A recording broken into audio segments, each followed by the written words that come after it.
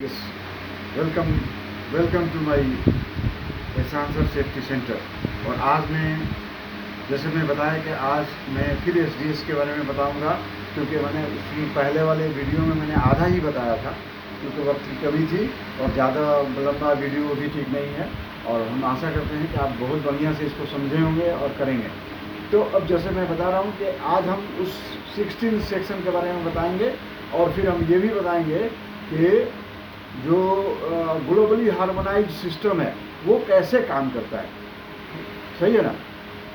और उसमें आपको समझ में बात आ जाएगी कि उसका जो वो हजार्ड कम्युनिकेशन को कैसे इफेक्ट करता है, फिर रिकॉग्नाइज करता है। आपको रिकॉग्नाइज करना है, पहचानना है उसका बेनिफिट क्या है और कैसे हम एक्सेस करेंगे। तो एक्सेस मतलब ये है कि हर आदमी कैसे इजीली उसको पढ़ सकता है, यही एक्सेस है। इजीली एक्सेस, एसडीएस एक्सेस मतलब कि बिना सुपरवाइजर के या बिना किसी के कोई भी आदमी उसको उस एसडीएस को, मटेरियल सेफ्टी डाटा शीट या सेफ्टी डाटा शीट को इजीली उसको पढ़ सकता है और उसको जानकारी दे सकता है। समझे ना। और फिर वो जो है एम्प्लॉय को इजीली हम ये अब हमको सारेआम खुलेआम और जितने भी वर्कर जिस कंपनी में जो लोग जहाँ पे काम कर रहे हैं ये उनको बताना है कि हमारा जो है एसडीएस जो है वो फलाना जगह है और आप कोई भी आदमी उसको पढ़ सकता है और उससे जानकारी ले सकता है ना। फिर उसके बाद से जो एसडीएस है, एसडीएस का जितने सेक्शंस हैं वो 16 सेक्शंस है और सारे सेक्शंस को हम आपको बताएंगे, है ना। तो ये फिर बात आपको समझ में आ जाएगी। और फिर उसमें और भी जैसे कि राइट टू नो इन्फॉर्मेशन है। राइट टू नो ये सबका हक बनता है, सबका हक, बुनियादी हक है कि वो उस खतरे के बारे में, उस केमिकल के खतरे के बारे में जानकारी हासिल हो। इसीलिए राइट टू नो इन्फॉर्मेशन आ गया है। ठीक है। अब ये तो इस बात तो समझ में आती होगी कि भाई ये GHS ग्लोबली हार्मोनाइज्ड सिस्टम है क्या, है ना। तो वो ये क्लासिफिकेशन है, लेबलिंग ऑफ केमिकल्स। केमिकल को क्लासिफिकेशन करता है और लेबल देता है, लेबलिंग होता है। लेबल मतलब डेंजरस है क्या है क्या नहीं है, ये कितना खतरा वाला है और कितना कम खतरा वाला है, कितने प्रकार के खतरा है, इस समांतर बातों को बताता है। और एक यूनिवर्सल अप्रोच को मुहैया करता है, मैंने प्रोवाइड करता है। और हजार्ड कम्युनिकेशन के जरिए ये इम्प्लीमेंट करता है। और इसमें कंसिस्टेंट लेवल से यूनिफॉर्म एसडीएस होता है। तो कंसिस्टेंट मतलब एक वर्ड आ गया है यहाँ पे कंसिस्टेंट, इसका मतलब एकदम पक्का एकदम। थोड़ा सा भी जैसे पहले एमएसडीएस में होता था कि अलग अलग कंपनी अलग अलग लेवल लगा दी, तो ऐसा नहीं है। और जब जीएचएस आया है इसमें एकदम कंसिस्टेंट लेवल ही होगा और वो उसी के एतबार से सारे लोग काम करेंगे। इसका बेनिफिट क्या होगा भाई जीएचएस का, बताइए कौन बताएगा भाई। जीएचएस का बेनिफिट कौन बताएगा। ओके, तो हम बताते हैं ना कि जैसे इम्प्रूव हमारा वर्क प्लेस सेफ्टी जो है वो इम्प्रूव हो जाएगा। सही है ना, इम्प्रूव हो जाएगा। अच्छा, अब एक्सपोजर भी होगा तो फीवर एक्सपोजर होगा, मतलब ज़्यादा बार खतरों के खिलाड़ी बनने की जरूरत नहीं है। ऐसा साइंटिफिकली उसको मैनेज किया गया है कि आदमी इजीली कर सकता है। कंसिस्टेंट कम्युनिकेशन मैंने कंसिस्टेंट कम्युनिकेशन कम्युनिकेट कर देना है, बात उसमें बता देना है, लेवल के जरिए चाहे जिसके जरिए कि वो उसमें कितना खतरा है और कैसे बचना है और कैसे वर्क साइट पे, वर्क प्लेस पे हम सेफली इस्तेमाल करेंगे। ईजियर कंप्लायंस, उसमें ग्रेटर हजार्ड अवेयरनेस भी है। उसमें सबसे अजीम हजार्ड खतरों को कैसे अवेयरनेस में लाना है, लोगों को बताना है, वर्कर को बताना है, और फिर इजीली कंप्लायंस भी हो जाता है। और उसके आखिर में enhance human and environmental protection, तो इंसान को और माहौल को कैसे बचाएंगे ये भी हमको उसमें कंफर्म करना है। तो ये जो है 16 सेक्शन फॉर्मेट है और ये फॉर्मेट को ऑर्गेनाइज इन डिटेल इन्फॉर्मेशन में दिया जाएगा। सेक्शन 1 में जैसे आ रहा है सेफ्टी डाटा शीट, उसमें क्या है सेक्शन 1 वो आइडेंटिफिकेशन ऑफ द सब्सटेंस, जो भी केमिकल है उसका आइडेंटिफाई होगा, उसका मिक्सचर क्या होगा, उसको कंपनी का कौन सा कंपनी बनाया है, अंडरटेकिंग कौन लिया है, वो तो प्रोडक्ट नाम होगा भाई। जो भी है चाहे सीमेंट हो, सॉल्वेंट हो, एक्राइलिक हो, व्हाटएवर एग्जांपल के तौर पे। अब प्रोडक्ट यूज का होगा है solvent, cement for bonding and acrylics, ऐसा है। तो सप्लायर कौन है, इमरजेंसी में नंबर में ट्रांसपोर्टेशन नंबर होना चाहिए, ट्रांसपोर्टेशन इमरजेंसी ट्रांसपोर्ट में टेलीफोन नंबर उस पर लिखा होना चाहिए है। केमट्रेक इंटरनेशनल, वो इंटरनेशनल का केमट्रेक है वो भी होना चाहिए। मैन्युफैक्चरर का IPW कॉर्पोरेशन जो भी है व्हाटएवर कुछ भी होगा। और मेडिकल के लिए आपको इमरजेंसी कॉन्टैक्ट नंबर होना चाहिए, ठीक है। दूसरा नंबर सेक्शन 2 हजार्ड्स आइडेंटिफिकेशन। तो उसमें क्या होता है, हेल्थ है, इन्वायरमेंटल और फिजिकल है, चाहिए ना। तो एक्यूट टॉक्सिसिटी में कौन सा कैटेगरी में आता है, स्किन इरिटेशन है कैटेगरी 3 में आता है, स्किन सेंसिटाइजेशन नहीं है आई कैटेगरी 2B है। तो ये सब का कैटेगरी बना दिया गया है। एक्यूट टॉक्सिसिटी मतलब चार कैटेगरी 4 में आएगा, और स्किन इरिटेशन कैटेगरी 3 में, और कैटेगरी आई कैटेगरी आएगा 2B में, 2B है। तो एक्यूट टॉक्सिसिटी जानकारी अभी तक नहीं है, क्रोनिक टॉक्सिसिटी अभी तक जानकारी इसके बारे में नहीं है, ऐसा लिखा रहेगा। अब ग्लोबली हार्मोनाइज सिस्टम लेवल, उसमें क्या है भाई, सिंगल वर्ड वार्निंग, एक वर्ड का वार्निंग होगा, है ना। Classification WHMIS classification class D division 1, ये ऐसा इसका नाम दिया रहेगा, ठीक है। फिर उसके बाद सेक्शन 2 में हम आएंगे, तो उसी तरह से क्या रहेगा, GHS क्लासिफिकेशन में वही, इसमें अक्सर क्या होता है कि हम हजार्ड आइडेंटिफिकेशन में हम 3 तरह के हजार्ड को जानकारी होना चाहिए। एक तो होता है कि हेल्थ, और दूसरा इन्वायरमेंट में क्या हजार्ड है, और फिजिकल हजार्ड क्या है, सही है ना, बात समझ में आ रही है। और ये आप लोगों को बहुत फ़ायदा होगा। तो उसी तरह से अब जो मैंने बता दिया है उस तरह से, अब फिर उसका लेवल भी होगा, सिंगल वर्ड वार्निंग, है ना। तो वो एक सिंगल वर्ड वार्निंग होगा, और विम्स क्लासिफिकेशन डिवीजन। अब H3 ये जो है H320 कोज आई इरिटेशन, H335 335 मे कोज रिस्पायरेटरी इरिटेशन, और H36 मे कोज ड्रोइजनेस और डिजीनेस, और H351 suspected of causing cancer. तो ये सब याद रखना पड़ेगा। P210 keep away from heat, sparks, oven flame, ये सब पहले ऐसा MSDS में नहीं था। P26 avoid breathing dust, fumes, gas, mist, vapour spray, और P28 where protective gloves and. देखिए ये तो और भी मैं आपको बात बता दे रहा हूँ, ये सारा जो है ना ये पहले नहीं था। तो जैसे जैसे खतरा बढ़ रहा है वैसे वैसे हमारे साइंटिस्ट, वर्ल्ड के साइंटिस्ट इस पर काम कर रहे हैं, और ये करके करके हमको बचाने के लिए, इन्वायरमेंट को बचाने के लिए, ह्यूमन को बचाने के लिए, और वर्क प्लेस को के सेफ्टी को इंश्योर करने के लिए ये सारा सब हो रहा है। तो देखिए कितना अपडेट हो गया, है ना। तो ये अपडेट भी आप लोगों को जानकारी होना चाहिए।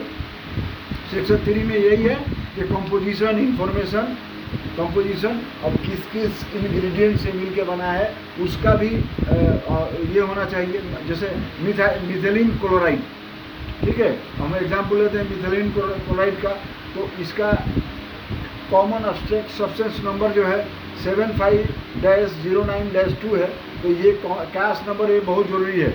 ये पूरे वर्ल्ड में किधर भी जाइएगा तो अगर आप ये कास नंबर बोलिएगा तो आपको मिथेलिन क्लोराइड ही मिलेगा, नहीं तो कुछ और केमिकल दे देगा, मामला गड़बड़ हो जाएगा, ठीक है ना। अच्छा, तो इनिस का और इस तरह से ट्राइक्लोरोइथेलिन का भी है। तो ये कास्ट नंबर अलग अलग है। मिथाइल मेथाक्राइलेट मोनोमर, ये स्टेबलाइज है और इसका अलग नाम है। तो ये बेसिकली ये बताना चाह रहा है कि इसका कास्ट नंबर क्या है। तो ये सेक्शन है। All the consumer of this adhesive products are listed on the ECU inventory of chemical substance maintain by the US EPA environmental protection act. ये सारा ये केमिकल उसके तहत हो रहा है। Indicate this chemical is subject to the reporting requirement of section 313 of the emergency planning and community right to know act of the 1966। तो 40 CFR 372 ये ऑलरेडी हम लोग CFR जो है ये हम ओसा के माध्यम से चलते हैं। एक चीज़ और हम बीच में बता देना चाह रहे हैं, तो देखिए ये जो है ना ये सारा दुनिया ओसा का ही कॉपी करता है।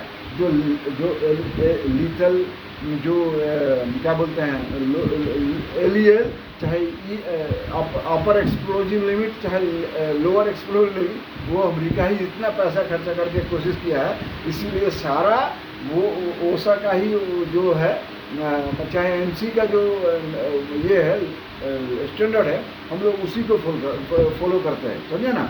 तो सेक्शन 4 में आ गया। तो अब ये हम 3 में बता दिया आपको कि सेक्शन 3 में होता है कॉन्स्टिट्यूशन के बारे में बताने का, ठीक है। फिर सेक्शन 4 में है फर्स्ट एड एंड मेजर। मान लीजिए कि कुछ गड़बड़ हो गया साइट पे या कोई इंसिडेंट हो गया, तो वो छोटा सा इंसिडेंट, फिर आप कैसे उसको बचाएंगे, इमीडिएट फर्स्ट एड कैसे देंगे। तो सबसे पहला इम्पोर्टेंट क्या है, कॉन्टैक्ट विद द आइज। अगर आँख में पड़ गया तो तब फटाफट साफ पानी से टकाटक एकदम क्लियर कीजिए। नॉर्मली हम साइड पर आई वॉश रखते हैं, और हर सेफ्टी वाले को और सेफ्टी प्रोफेशनल को, चाहे सेफ्टी ऑफिसर हो चाहे सेफ्टी मैनेजर हो, हैं चाहे GM हो, व्हाटएवर, तो उन तमाम लोगों को इसका अरेंजमेंट साइट पर होना चाहिए। और फिर सेफ्टी ऑफिसर या सेफ्टी मैनेजर को साइट पे चाहिए कि इसको अवेलेबल पानी का भी मैंने मौजूद होना चाहिए, ताकि जब इमरजेंसी पड़े तो उससे आई वॉश का हम ये कर सकते हैं, आई फ्लश कर सकें। अच्छा, वो कितना 15 मिनट तक करना है, समझे ना। उसके बाद से सिक मेडिकल हेल्थ जो डॉक्टर से चेक करा के क्या ये हुआ है। स्किन कॉन्टेक्ट में हुआ तो आप क्या करेंगे भाई, wash skin with shop and water. Inhalation, अगर आपने सांस के जरिए इनहेल कर लिया तो रिमूव टू फ्रेश एयर, वो आदमी को फ्रेश एयर में लाइए। Breathing stop, give artificial respiration, breathing difficult, give oxygen, seek medical. तो ऐसा होता है, हम CPR करते हैं या फिर उसके बाद से ऐसा करके करते हैं ना भाई, है ना।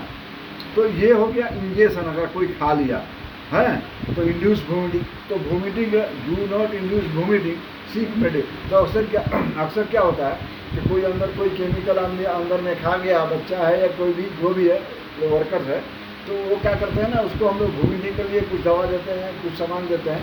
नो, ये नहीं करना है, कतई नहीं करना है। आप इमीडिएटली हॉस्पिटल को कॉन्टैक्ट कीजिए और साथ में ये MSDS भी लेके जाइए, ताकि उस डॉक्टर को ईजी होगा डायग्नोस करके दवा देने में, ठीक है। लास्ट वाला जो है उसके बाद से हम आपको बताएंगे सेक्शन 5 में फायर फाइटिंग मेजर्स। क्या करना है भाई फायर फाइटिंग में, तो अगर मान लीजिए कि वो केमिकल फ्लेमेबल है, क्या है, तो सूटेबल एक्सटिंग्विशर होना चाहिए। अगर suitable extinguisher, water fine spray, carbon dioxide, dry chemical, whatever, ठीक है ना। Unsuitable extinguishing media, dry chemical powder, exposure hazards, inhalation and dermal contact. तो अब ये हो गया combustible product, hydrogen chloride, protection for fire fighters. जो फायर फाइटर हैं उनके लिए प्रॉपर स्काबा होना चाहिए, सेल्फ ब्रीथिंग एप्लीकेशन होना चाहिए, प्रोटेक्टिव फायर फाइटिंग क्लोथिंग होना चाहिए। ये तमाम बातें हैं। सेक्शन 6 में क्या है, एक्सीडेंटल। अगर मान लीजिए कि बड़े पैमाने पर एक रिलीज हो गया, वो केमिकल रिलीज हो गया, तो उसके लिए पर्सनल प्रिकॉशन में क्या होगा, क्लियर और पर्सनल फ्रॉम द एरिया। जितना आदमी वर्कर है, मैनेजर है, सबको खाली करा उधर से। डू नॉट ब्रीथ वेपर्स को ब्रीथ नहीं करना है। Ventilate area of the leak और स्पीड, चाहे जिस रूम में जिस स्टोर में अगर हो गया है तो उसको वेंटिलेट करना है पूरा, बाहर से हवा को वहाँ जाने देना है। प्रोटेक्टिव इक्विपमेंट यूज करना है। Positive self containing breathing operators use करना है। एयर सप्लाइड ब्रीथिंग ऑपरेटर्स, ऐसा करके करना है, ठीक है। इन्वायरमेंटल प्रिकॉशन के लिए क्या करें, prevent to liquids contaminate with product from entering sewers. अब मान लीजिए कि वो अगर जैसे अचानक रिलीज हो गया, तो आपने क्या किया भाई, वो पानी में अगर मिल गया, फिर तो हमारे पानी के सारे सबको, तो उसको आपको रोकना है। ड्रेन में नहीं जाने देना है, चाहे ज़मीन पर नहीं गिरने देना है, ओपन वाटर कोर्स में नहीं जाना देना है, ठीक है। अच्छा, मेथड फॉर क्लीनिंग अप, मोप अप, सोक अप। तो सोक में जैसे कि हम अक्सर होता है फोम का कपड़ा रखते हैं, पहले हम अपने हाथ में वो प्रोटेक्टिव क्लॉथ की यूज़ करेंगे, फिर उसके बाद से सोक करके किसी केमिकल को उसके किसी डिस्पोजल ड्रम में रख देंगे, जमा करेंगे, ठीक है। Materials are not to be use for clean up है, जिंक, एल्युमिनियम और प्लास्टिक कंटेनर, ये सब क्या है, ये सब हम यूज़ नहीं करेंगे। दूसरा 7 नंबर हैंडलिंग एंड स्टोरेज है ना। तो हम कैसे करेंगे हैंडलिंग स्टोरेज? तो जाहिर सी बात है, ब्रीथिंग नहीं करेंगे, आँख में नहीं लगना चाहिए, ये खाना नहीं चाहिए, पीना नहीं चाहिए। स्टोरेज ड्राई प्लेस में होना चाहिए स्टोरेज है। Keep container tightly close when not in use, ऐसा ऐसा करके है। फिर उसके बाद से ये सब बात है। फिर उसके बाद सेक्शन 7 हैंडलिंग स्टोरेज तो मैं बता ही दिया आपको है। हैंडलिंग में तो ये हो गया। अब 8 नंबर में हम बता रहे हैं आपको कि section 8 precaution to control exposure personal protection. तो जाहिर से बात है, ये तो सबसे बड़ा इंपॉर्टेंट है, सबसे बेस्ट तरीका है। तो एक्सपोजर लिमिट होना चाहिए, कंपोनेंट है TLB थ्रेशोल्ड लिमिट वैल्यू, ये जानकारी होना चाहिए। शॉर्ट टर्म एक्सपोजर लिमिट जानकारी होना चाहिए, परमिजिबल एक्सपोजर लिमिट जानकारी होना चाहिए, है ना। तो ये इस तरह से अगर मिथाइलिन क्लोराइड है तो 50 ppm में होना चाहिए है, और परमिजिबल 25 ppm होना चाहिए, और शॉर्ट टर्म 125 ppm है तो उसमें आप ये शॉर्ट टर्म के लिए आप काम कर सकते हैं, ठीक है ना। ट्राइक्लोरोइथेलिन के लिए क्या करना चाहिए, 50 ppm होना चाहिए, और short term exposure limit 100 ppm, 100 उसका भी है, परमिजिबल एक्सपोजर 100 ppm, ऐसा कुछ है। तो इंजीनियरिंग कंट्रोल क्या करेंगे भाई, provide general and local exhaust ventilation. तो उसमें क्या होता है कि एक पंखा होता है एग्जॉस्ट वेंटिलेशन के लिए, और उसमें वो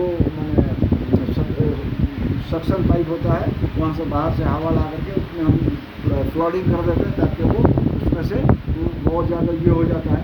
फिर प्रोटेक्शन मॉनिटरिंग भी करना है, ऐसा नहीं है कि maintain breathing zone airborne concentration below exposure limit. PPE इस्तेमाल करना है, आई प्रोटेक्शन, स्किन प्रोटेक्शन, वो जो केमिकल के लिए hand gloves, leathers, what ever हैं, ये सब कुछ यूज आता है। रिस्पायरेटरी प्रोटेक्शन में आपको उसी तरह से इस्तेमाल करना है। ओपन देखिए नॉर्मली क्या होता है, it use in A well ventilated room, जहाँ पर वेंटिलेशन अच्छा है वहीं पे इस्तेमाल कीजिए है। विंडोज को खोल दीजिए, लोकल एग्जॉस्ट फैन को चालू कर दीजिए है, ऐसा ऐसा करके आपको इस्तेमाल करना है। तो उसके बाद से आपको आता है 9 number section 9 physical and chemical properties. उसका क्या है, अब कोई बॉइलिंग मैंने अपीयरेंस कैसा है, उसका pH वैल्यू क्या है, मेल्टिंग पॉइंट क्या है, फ्रीजिंग पॉइंट क्या है, बॉइलिंग पॉइंट क्या है, फ्लैश पॉइंट मतलब आग कुछ वहाँ से फ्लैश पॉइंट क्या है, आग लगने वाला फ्लैश पॉइंट है, स्पेसिफिक ग्रेविटी क्या है, सोलेबिलिटी क्या है, ये सारा कुछ जानकारी होना चाहिए। फ्लेमेबिलिटी कैसा है, फ्लेमेबिलिटी लिमिट्स क्या है, वुड थ्रेशोल्ड क्या है, vapour pressure, vapour density, other, ये सब कुछ उसमें होना चाहिए सेक्शन में। अब वो स्टेबिलिटी और रिएक्टिविटी, हमें स्टेबिलिटी और रिएक्टिविटी जैसे कि फॉस्फोरस है, फॉस्फोरस को हम लोग हमेशा किरासन तेल में डुबा के रखते हैं, क्योंकि वो ओपन रहेगा तो हवा से वो इजीली रिएक्ट कर जाएगा, इसीलिए स्टेबिलिटी और रिएक्टिविटी की बात कही जाए। तो स्टेबिलिटी है ना। फिर उसके बाद हाजार्डस डिकम्पोजिशन प्रोडक्ट है ना, वो जल्दी से डिकम्पोज हो जाएगा और फिर दूसरा कुछ बना देगा है। Condition is not is to wire, open flame, welding, arc, high temperature sources, avoid direct sunlight, incompatibility material क्या मटेरियल